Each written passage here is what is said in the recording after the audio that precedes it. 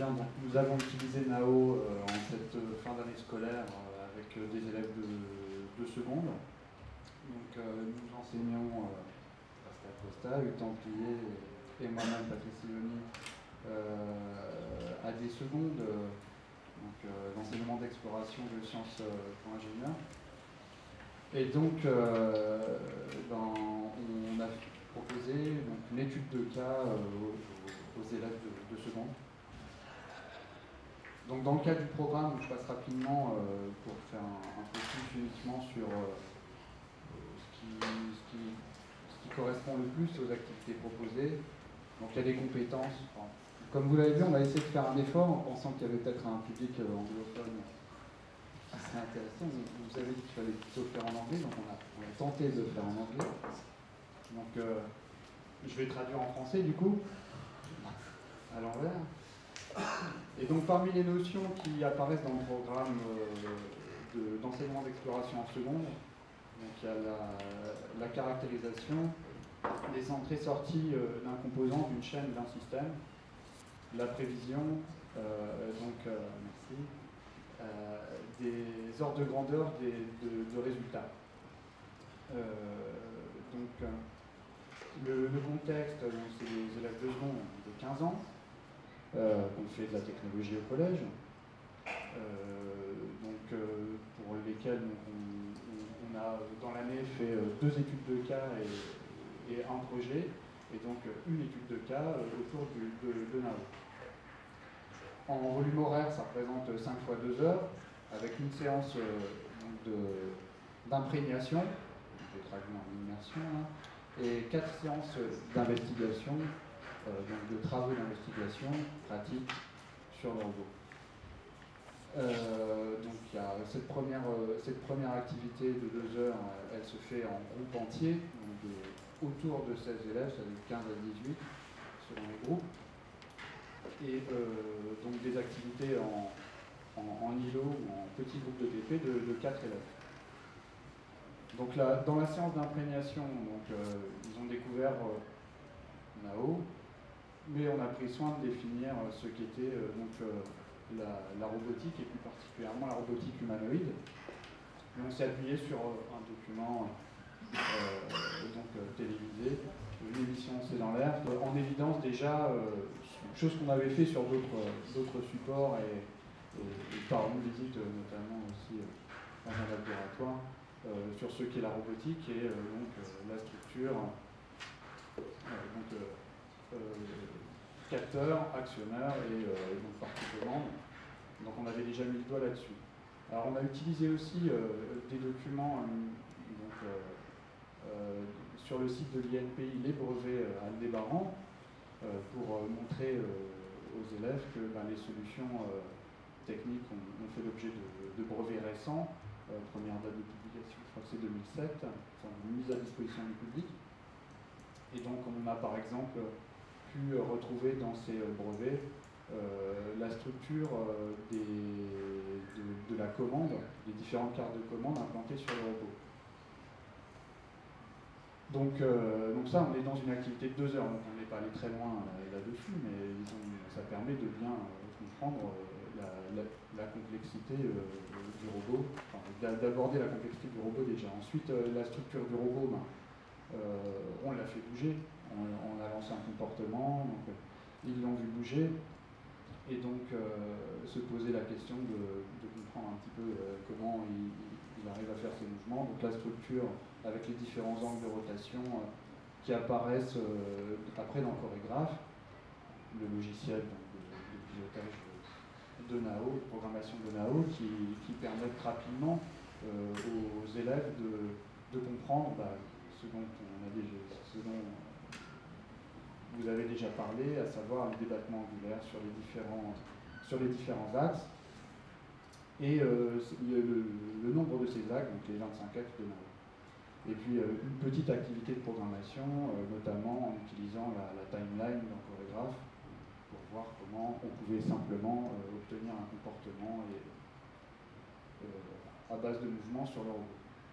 Voilà, donc ça c'était la première activité de 2 heures d'imprégnation. Ensuite, donc, sur 4 semaines, il y avait 4 activités, et donc chaque groupe passait chacune des 4 activités portant sur donc la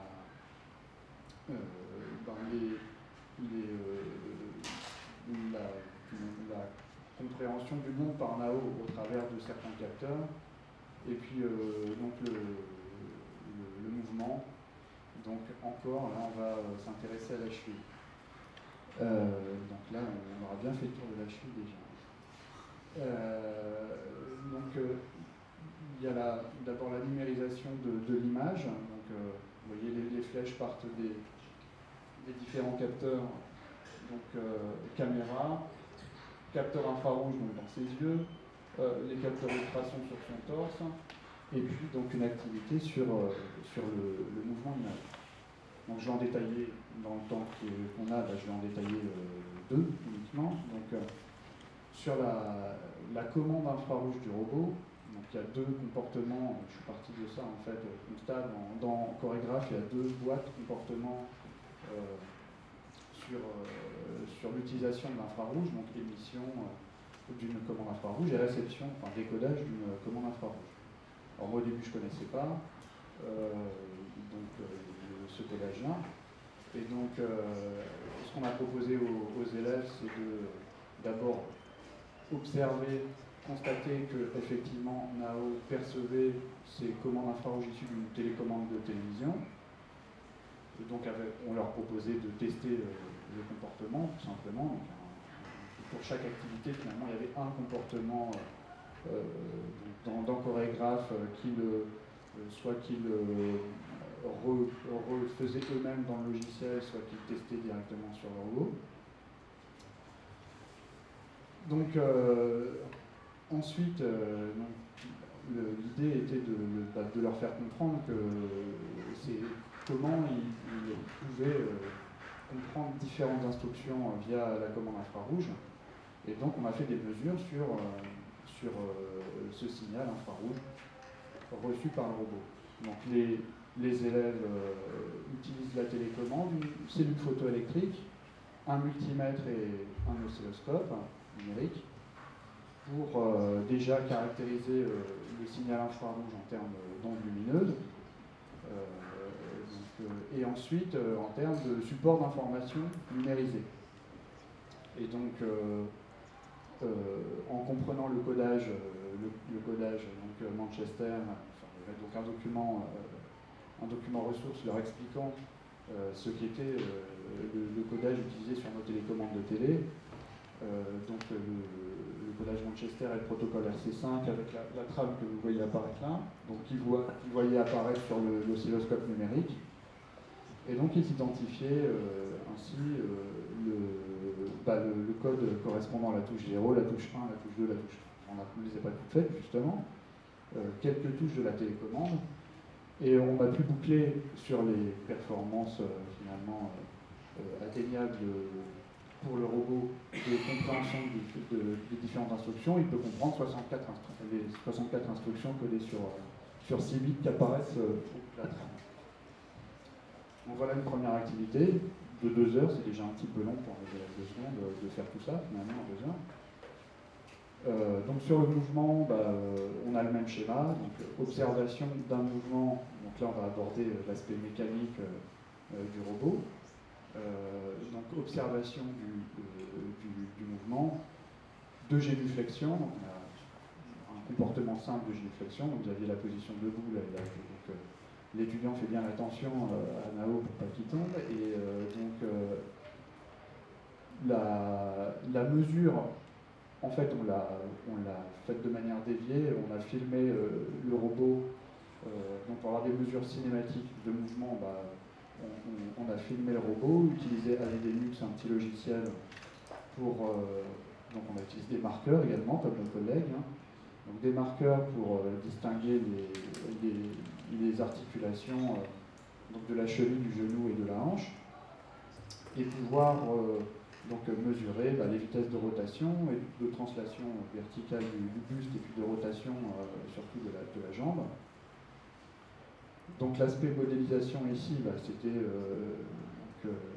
justement distinguer les quatre solides qui nous intéressaient, mesurer donc ensuite la vitesse de rotation du tibia en utilisant donc, les différentes positions et différents instants dans le logiciel Linux, et puis donc y remonter jusqu'à la vitesse de rotation du moteur qui est en amont du train d'engrenage réducteur que vous voyez, vous avez déjà vu dans d'autres présentations. Et donc il concluait que sur le mouvement observé, le moteur tournait à 316 tours par minute et qu'il est capable, sans charge, de tourner à 8000 tours par minute, donc cinématiquement il pourrait aller beaucoup plus vite que le mouvement qu'ils ont observé. Donc on boucle, donc sur une séance de 2 heures, on va jusqu'à boucler, jusqu'aux performances supposées atteignables, puisque là c'est juste de la cinématique du robot. C'est mal sorti ici. Donc en conclusion de cette première présentation, ce qu'on a constaté dans l'usage du robot, c'est que dans un premier temps, les élèves de seconde sont vraiment intéressés, excités par l'utilisation de Nao, mais dans un deuxième temps, ils sont quand même désillusionnés parce qu'ils voient assez vite les limites de son fonctionnement en termes dynamiques, en termes même de lecture, par exemple, sur la vision. Les Naomarks, ça ne marche pas tout le temps. Alors, donc on a essayé justement au travers des 4 activités de faire en sorte qu'ils comprennent, oui, mais derrière il y a des solutions technologiques qui ont leurs limites, il y a des principes physiques qui permettent d'expliquer ces limites. Et donc comme ça on avait l'impression d'avoir qu'ils avaient bien mis les pieds quand même dans les sciences pour l'ingénieur. Voilà.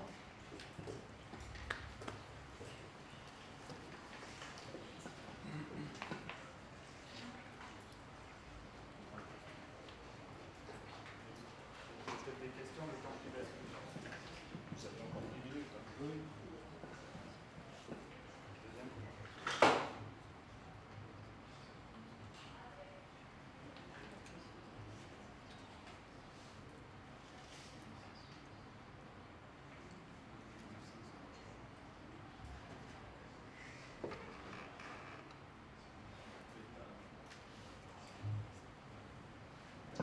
Bonjour. Donc, dans le lycée Pierre-Gilles de Gênes, quand on a reçu le robot Nao là, en début d'année, on a décidé d'essayer de l'utiliser, d'explorer les possibilités un peu à tous les niveaux du lycée. Et, Patrice vient de nous expliquer les activités qu'on a menées en seconde.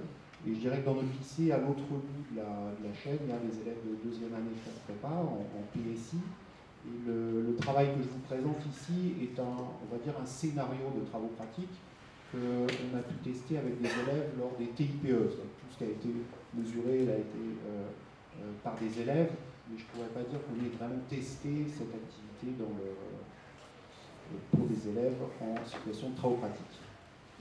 Alors, donc, ce sont des deuxième année PSI, c'est une séance de 2 heures, et ça couvrira, ou ça couvre le centre d'intérêt numéro 2, qui concerne donc les performances mécaniques et en particulier la dynamique des solides.